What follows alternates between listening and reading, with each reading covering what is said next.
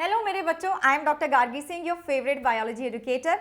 And बेटा जी, NEET की तैयारी करने वाले बच्चे आजकल मुझसे एक चीज़ पूछ रहे हैं कि मैम नोट्स कैसे बनाएं। ठीक है, अब देखो बच्चों, आपके जो नोट्स हैं ना वो बहुत ज़्यादा इंपॉर्टेंट है आपको आपके गोल तक पहुंचाने के लिए, क्योंकि आपके नोट्स ना इफेक्टिव होने चाहिए, आपके नोट्स कंसाइज होने चाहिए, क्रिस्प होने चाहिए, एंड सबसे इंपॉर्टेंट चीज़ कि ऐसे होने चाहिए जिससे ना आप पेपर से पहले कम से कम 9-10 बार रिवीजन कर सको। इस तरह के आपके नोट्स होने चाहिए। एंड आज इस वीडियो में मैं एग्जैक्टली वही तुम्हें बताने वाली हूँ कि आपको अपने नोट्स कैसे बनाने हैं। फिजिक्स हो, केमिस्ट्री हो, बायोलॉजी हो, सबके बारे में मैं बात करने वाली हूँ। ठीक है बच्चों, वीडियो अच्छा लगा तो वीडियो को लाइक जरूर करना, कॉमेंट में बताना कि यस आपकी हेल्प हुई इस वीडियो से। तो शुरू करते हैं। सबसे पहले तो ऐसे नोट्स जो मुझे 680 मार्क्स दे दें, उनके लिए मुझे क्या चीज़ दिमाग में रखनी है, क्या चीज़ मेरे ध्यान में होनी चाहिए। देखो, वो शॉर्ट एंड क्रिस्प होने चाहिए। ऐसा नहीं कि तुम पूरी किताब लेके बैठ गए हो, सारी की सारी लाइंस तुमने भर ली। हाँ, एनसीईआरटी बड़ी इंपॉर्टेंट है, लेकिन उसकी सारी लाइंस लिखना अपने नोट्स में, ये तो कहीं की अच्छी बात नहीं हुई। एनसीईआरटी रूटेड होनी चाहिए, specially for biology and inorganic chemistry, है ना। इनके लिए तो एनसीईआरटी बेस्ड ही होने चाहिए तुम्हारे नोट्स। देन कॉन्सेप्ट फोकस्ड होने चाहिए, जैसे कि फिजिक्स एंड फिजिकल केमिस्ट्री के लिए। वैसे तो सबके लिए होने चाहिए, बट इस पे मैं इन दोनों के ऊपर थोड़ा ज़्यादा स्ट्रेस कर रही हूँ। लिंक टू PYQs, मतलब वहां पे ना आपके लिए इस तरह के आपके नोट्स होने चाहिए कि जिससे ना आपके जो PYQs हैं वो भी सॉल्व हो जाएं। इस तरह के आपके नोट्स होने चाहिए। देन रिवीजन रेडी होने चाहिए, जो मैंने तुम्हें बोला था कि कम से कम 9-10 बार तो आपका रिवीजन हो जाए, इस तरह के तुम्हारे नोट्स होने चाहिए। तो ये सब पॉइंट्स हमारे दिमाग में रहने चाहिए नोट्स बनाने से पहले। अब मैं आपको बताती हूँ कि सब्जेक्ट वाइज आपको नोट्स कैसे बनाने हैं, क्या चीज़ को ध्यान में रखना है। अगर मैं बायो की बात करूँ तो हमारा सोर्स क्या है, वो होगा एनसीईआरटी। ठीक है, हम एनसीईआरटी पे ध्यान देने वाले हैं। और थोड़ा बहुत क्या होगा, that is level up content, जो आपके टीचर्स आपको पढ़ाएंगे। जैसे कि जो मेरा कामयाबी बैच है उसमें मैं लेवल अप वाला कंटेंट भी देती हूँ बच्चों को, और ज़्यादा फोकस मेरा रहता है एनसीईआरटी के ऊपर। ठीक है, कुछ 10% हम लेवल अप वाली चीज़ें भी लिखते हैं, तो वो हो गया। ठीक है, एनसीईआरटी तो है ही है। अब आपको क्या क्या इंक्लूड करना है और कैसे। देखो, कीवर्ड्स को तुम ज्यादातर इंक्लूड करोगे, तो मैं आपको एक सैंपल भी दिखाने वाली हूँ। ठीक है, कीवर्ड्स को इंक्लूड करोगे, वन लाइनर्स को इंक्लूड करोगे, इंस्टेड ऑफ पूरा का पूरा पैराग्राफ छाप दिया, नहीं, वो नहीं होता। एनसीईआरटी की हर एक लाइन इंपॉर्टेंट है, but you should also know कि वो कौन सी लाइन्स हैं, वो कौन से वर्ड्स हैं जो तुम्हारे नोट्स में जाने चाहिए।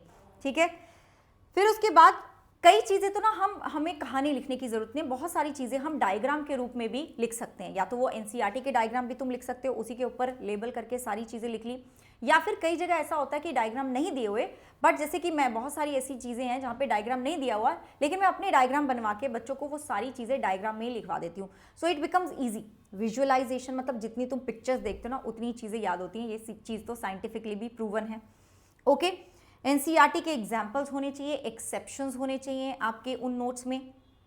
निमोनिक्स जहाँ पे चाहिए वहाँ पे आप निमोनिक्स यूज़ कर लो, जैसे कि आप यूज़ कर सकते हो for morphology, plant kingdom, animal kingdom, इन सब के लिए तुम निमोनिक्स यूज़ कर सकते हो।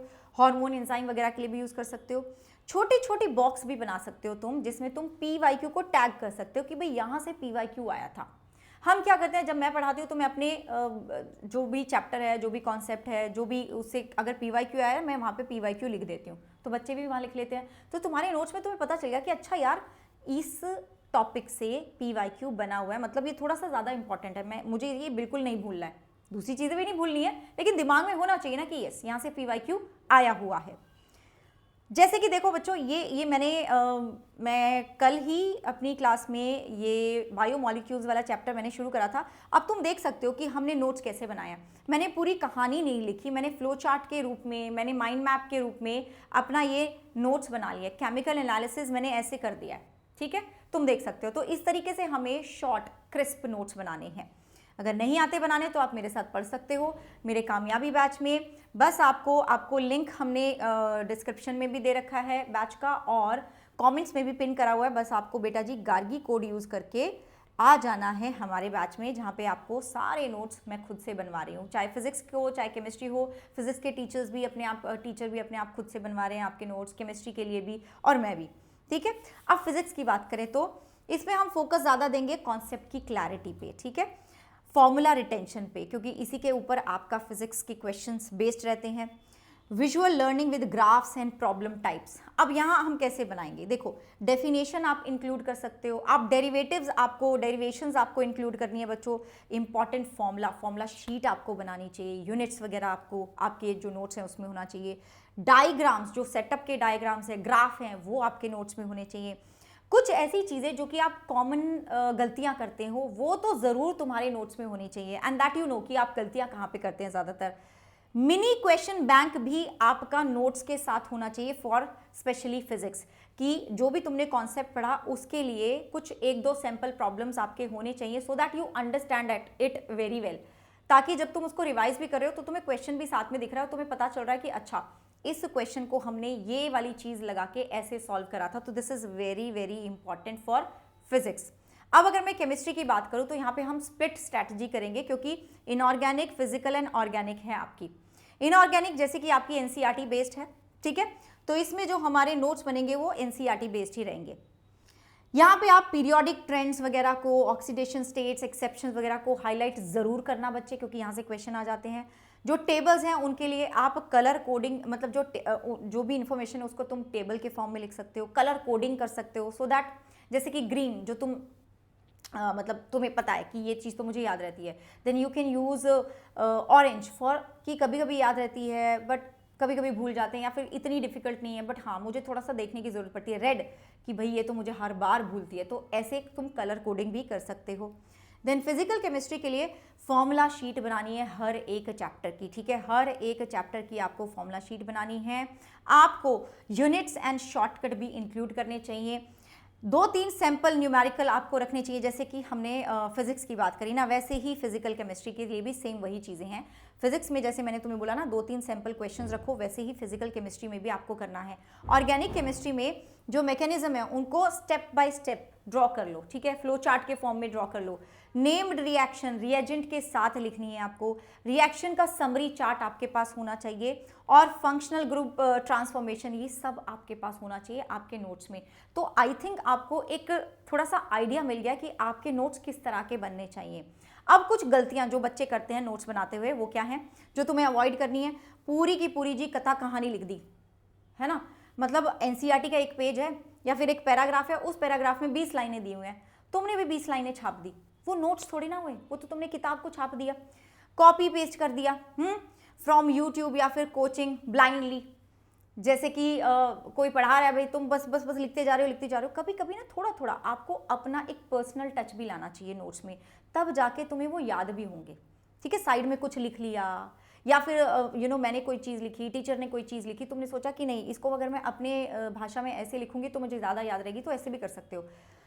Skipping notes making for easy chapter, तुमने सोचा अरे माइक्रोब्स का चैप्टर ही तो है, इसके लिए क्या नोट्स बनाने, लिविंग वर्ल्ड ही तो है, इसके लिए क्या नोट्स बनाने। Each and every chapter is important, you know that, हर एक चैप्टर से क्वेश्चन आते हैं, और तुम्हें पता है कि भाई एक भी क्वेश्चन मिस हुआ तो 4 नंबर खोने की तो हमारी मतलब इतना तो हम अफोर्ड नहीं कर सकते। Not updating notes after test, ठीक है, मतलब तुमने टेस्ट दिया, देखो ये बड़ा अच्छा पॉइंट है, तुमने टेस्ट दिया, तुमने अपने नोट्स बना लिए थे, तुमने टेस्ट दिया और उसमें तुम्हारे कुछ क्वेश्चन गलत हुए, ठीक है, फिर तुम्हें ना अपने उन नोट्स को अपडेट करना चाहिए कि देखो कि क्या तुमने वो वाला टॉपिक, वो वाला पर्टिकुलर कॉन्सेप्ट अपने जो नोट्स थे उनमें इंक्लूड करा था या नहीं करा था। नहीं करा था ना, तो इसका मतलब है वो टाइम है कि आप उन चीज़ों को भी इंक्लूड करो अपने नोट्स में, राइट बच्चों। तो आई रियली होप कि आपको समझ आ गया हो कि आपको आपके नोट्स कैसे बनाने हैं, ठीक है।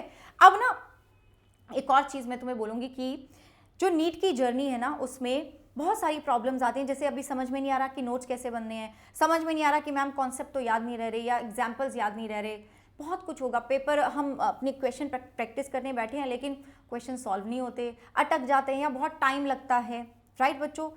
और हम क्वेश्चन कर रहे हैं, प्रैक्टिस कर रहे हैं अपने आप से, लेकिन जब टेस्ट देते हैं तो नंबर नहीं आ रहे। तो बहुत सारी प्रॉब्लम्स आती हैं जब हम नीट की तैयारी करते हैं या किसी भी एग्जाम की तैयारी करते हैं। ऐसा नहीं है कि सिर्फ तुम्हारे साथ हो रहा है, लेकिन हमें कोशिश करनी है कि हम हमेशा प्रॉब्लम को ना देख के सोल्यूशन निकालें, उसका सोल्यूशन निकालें। और आपकी इन सारी प्रॉब्लम्स का सोल्यूशन ना हम लेकर आ रहे हैं कल शाम को 4 बजे, ठीक है। RRR ये एक इवेंट लग चुका है हमारे चैनल पे, शाम 4 बजे कल हम आ रहे हैं लाइव, पूरी की पूरी अड्डा नीट की टीम आपके साथ लाइव आ रही है आपके इन सारी प्रॉब्लम्स का सोल्यूशन लाने बच्चे। तो भूलना मत एंड इस इवेंट को जाके लाइक कर दो सो दैट तुम मिस ना कर दो। तो इसी तरह से मैं आपकी हेल्प करती रहूंगी, हमारी पूरी टीम आपकी हेल्प करती रहेगी बच्चों। अपना ध्यान रखो, bye bye and take care.